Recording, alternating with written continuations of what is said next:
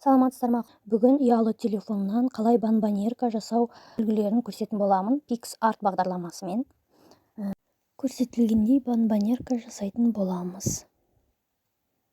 Ол үшін сіздерге Google-ға кіріп, телефоннан өзіңізге керек фон, содан кейін іздеген кезде осылай банбанерканың шаблонын скачать етіп аласыздар. Өздеріңізге керек.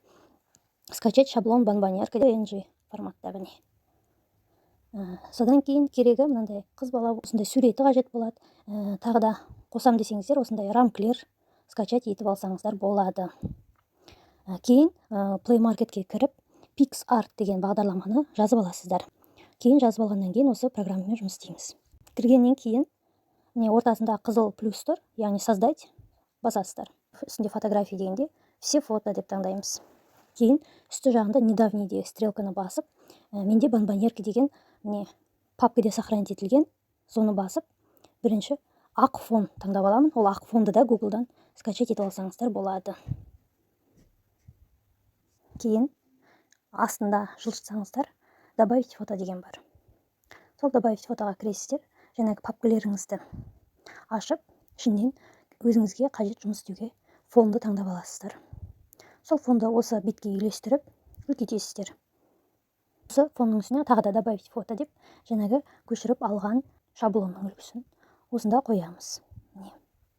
Размерін өзіңізге келтіріп алатын боласыздар. Содан кейін астыңғы жақта смешать деген батырманы бассаңыздар, ақ фон жоғалып, өзіміз таңдаған розовый фон бетіне шығатын болады. Содан кейін үстіңгі жақта өшіргіш тұр, соны алып, ортадағы қара сызықтарды өшіріп тастаймыз. Осылай. Үлгіміз шамамен дайын болды. Галочканы басып сақтайсыздар. Тағы да добавить фотоны басып, керек суретті өстіп алып, қай жерге қоюға болады, өздеріңіз қарап, таңдап қоясыздар. Осылай.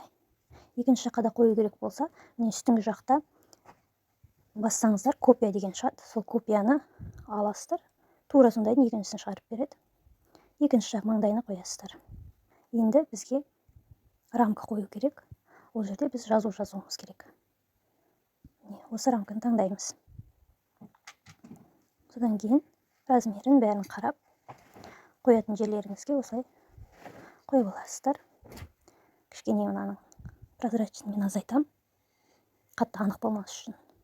Соң копияны басам да екіншісін шығарып алам. Екінші жаққа қоямыз. Енді сақтаймыз. Соны жерде текст деген бар астында. Сол текстқа осылай жазсаңыздар болады. Өздеріңізге керек сөзді жазасыздар да. Цвет, обводка дейді. Өздеріңізге ыңғайлы қылдырып таңдап аласыздар. Изгиб деген бар. Сонда бүйтіп кішкене қайрылып тұрады, изгибті таңдасаңыздар. Осылай қоюға болады. Размерін тоже өздеріңіз істейсіздер. Тағы да копировать дегенді бассаңыздар, екіншісі шығады. Екіншісін екінші жағына қоясыздар. Осылай, жаңағы рамканың ішіне сөз жазу керек болса, тура осылай добавить текст деген. Мысалға.